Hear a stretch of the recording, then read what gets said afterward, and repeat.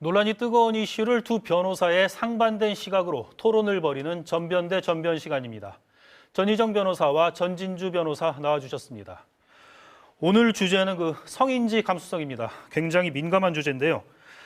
요즘 직접적인 증거가 없다고 하더라도 피해자의 진술이 일관성이 있거나 신빙성이 있다고 판단되면 유죄로 판결하는 사례가 잇따르고 있습니다. 최근 대전에서도 성폭행 혐의를 받고 있던 피고인에 대해 배심원들은 무죄로 결론을 내렸지만 재판부가 이례적으로 징역형을 선고했거든요. 구체적으로 어떤 사건이었는지 전희정 변호사가 짚어주시죠. 예, 모 고등학교 교사가 지인의 소개로 만난 여성과 술자리를 가진 후에 숙박업소에서 성폭행을 했다는 피해 사실을 신고하면서 기소가 되었습니다. 그 피고인은 굉장히 억울함을 토로하면서 국민참여재판까지 신청을 해서 국민참여재판을 진행했습니다. 이 당시에 배심원도 무죄가 다수 의견이 나왔는데요. 재판부에서는 무죄의 다수 의견보다는 유죄 의견의 2명, 그러니까 소수 의견을 받아들여서 징역 3년의 실형을 선고하고 그 자리에서 법정 구속하였습니다. 네, 그렇군요. 재판부가 배심원 평결과 다른 판단을 내린 경우가 10건 중에서 1건도 채 안 된다고 그러는데 재판부가 이런 판단을 내린 근거 어디 있다고 보십니까? 네, 요즘 대법원에서는 피해자의 진술을 굉장히 중요하게 취급을 하고 있는데요. 피해자의 피해 진술이 중요한 부분에서 합리적이고 모순되지 않고 일관성을 가지면 피해자 진술의 신빙성을 부정해서는 안 된다는 입장을 하고 있습니다. 이런 점에서 재판부에서는 피해자의 진술의 신빙성을 인정해서 유죄 이유의 판단으로 삼은 것 같습니다. 네, 전희정 변호사는 어떻게 다른 이 피해자의 진술도 중요한 증거가 되었다고는 보는데요. 그 피해자 진술뿐만 아니라 다른 증거들도 이 유죄 판단의 이유가 된 것 같습니다. 적법한 절차로 채택된 증거도 합리적으로 보았을 때 유죄 판결을 내릴 만하다라고 재판부가 본 것인데요. 그 판결 이유에서 보면 이제 피해자는 그날 당일에 곧바로 경찰서에 방문해서 피해 사실을 신고했고요. 그 시간이나 경위가 굉장히 자연스럽고 허위로 신고했다고 보기에는 보기 어렵다라는 판시도 했고요. 또 CCTV라는 물적인 증거가 또 있었는데요. 피고인이 신발도 신지 않은 채 급하게 피해자의 뒤를 따라서 모텔을 빠져나온 모습도 있었다고 합니다.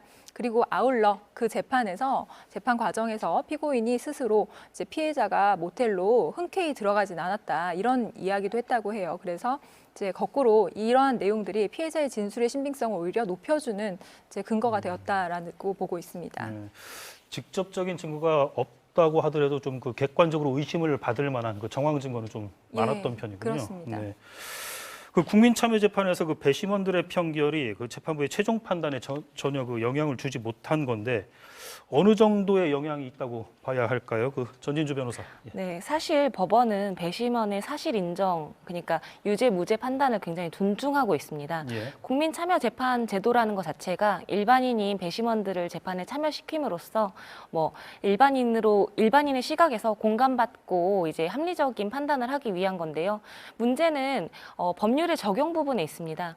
저희 나라의 배심원 제도는 우리나라 배심원 제도는 법률의 적용은 법관의 권한인데요.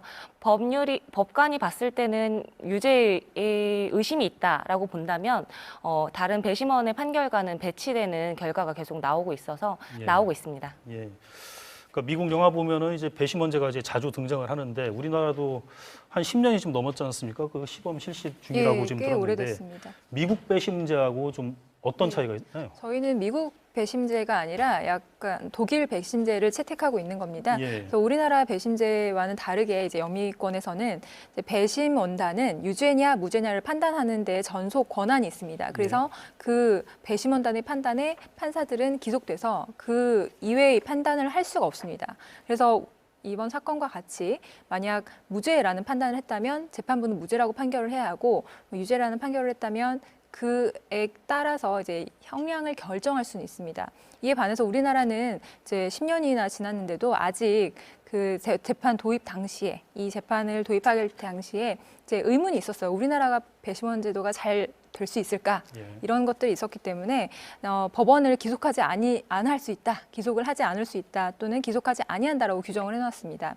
그래서 법원이 배심원단의 판단에 기속되지 않고 다른 판단을 내릴 수가 있게 되는 겁니다. 그래서 여기서 이제 문제가 발생하고 저희도 오늘 토론을 하게 되는 건데요. 예. 이렇게 배심원단 모두가 무죄 판결을 했다면 사실 일반인의 시각에서는 이게 무죄라고 볼 수밖에 없는 사건이 아니냐라는 의심을 할 수밖에 없는 것이죠. 일단 그 우리나라 법제에서는 참고는 하되 네, 구속되진 않는다. 그렇습니다. 네, 알겠습니다. 그 최근 그 법원 판결들을 보면 이 성인지 감수성이라는 그 원칙이 고려되면서 피해자 진술의 신빙성을 높게 보고 피고인에 대해서는 그 합리적 의심이 있다 하더라도 유죄 판결이 내려지는 경향이 잦아지고 있습니다. 실제로 어떻습니까? 네, 전희정 변호사께서. 최근에는 확실히 그 부분이 문제가 되는 것 같습니다. 예.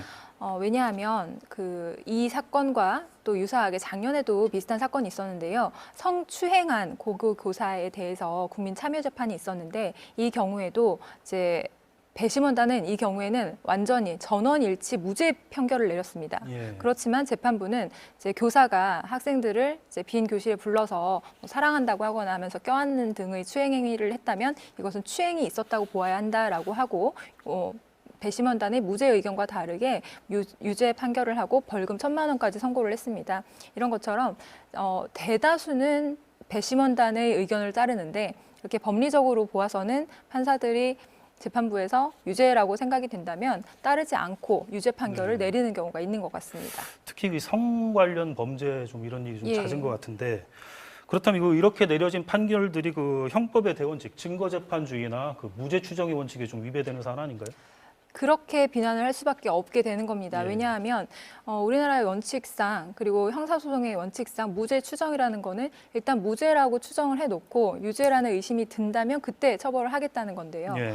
사실상은 이렇게 된다면 이제 유죄로 추정을 해놓고 피고인이 무죄를 입증해봐라 이렇게 이제 운용이 되는 것이 아니냐라는 비난에 직면을 하게 됩니다. 특히 이 국민참여재판의 취지상 이제 사회 일반인들의 판단을 받아보기 위한 재판이었는데 그 배심원단의 판단은 이제 받아들이지 않고 유죄로 사실 인정을 해버린다면 결국 일반인의 시선에서 이 사건은 무죄인데 이제 유죄라는 이제 현실과 이상과 괴리가 되어 있는 판결을 내릴 수밖에 없는 것이죠. 네. 동생 전변 의견은 어때요? 저는 조금 반대인데 증거라는 게 사실은 물적 증거만 있는 건 아닙니다. 목격자도 있을 수 있고 아니면 그냥 신고한 제3자가 있을 수도 있고 피해자도 있을 수 있습니다. 그런 점에서 피해자의 진술 역시 굉장히 중요한 증거 중에 하나입니다. 네. 물론 이런 진술을 믿을 수 있느냐 없느냐는 사실상 법관의 자유심증주의를 따라가기 때문에 예. 법관이 합리적으로 판단을 해서 이 신빙성이 있다면 이걸 증거로 삼고 있습니다. 다만 이제까지 우리 법원이 굉장히 보수적인 입장이었는데요. 이번에 성인지 감수성을 도입을 하면서 법관이 이제 남성 중심의 사고에서 벗어나고 보수적인 사고에서 벗어나서 예. 피해자의 입장을 좀 더 이해하고 피해자로부터 뭐 신빙성을 증명하거나 증명될 수 있도록 피해자다움을 강요하지 않게 되었습니다.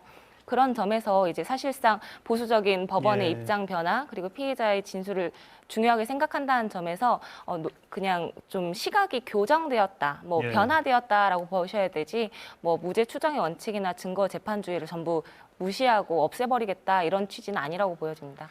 이런 그 변화가 앞으로도 계속 더 심해지면 심해질 것 같은데 어떻게 전망하세요? 사실 이 성인지 감수성이라는 개념 자체가 2년 전인 2018년에 처음 등장하면서 굉장히 뜨거운 논란을 불러 일으켰고요. 예. 이 전까지는 이제 재판에서 피해자 다움을 강요해서 또는 그 증거 재판주의로 증거를 엄격하게 판단하는 경우가 많았는데 점점 이제 달라지는 모습을 보여주고 있지 않나 싶습니다. 네. 네, 오늘은 그 민감한 주제로 성인지 감수성에 대해서 얘기를 나눠봤고요. 그 피고인 A 씨는 그 재판부 판결에 불복해 곧바로 항소장을 제출해 항소심에서 다시 유무죄에 대한 판단을 받게 됐다고 합니다. 성인지 감수성을 어떠한 기준과 사례에 적용할지 논의가 필요해 봅니다. 두 분 수고하셨습니다.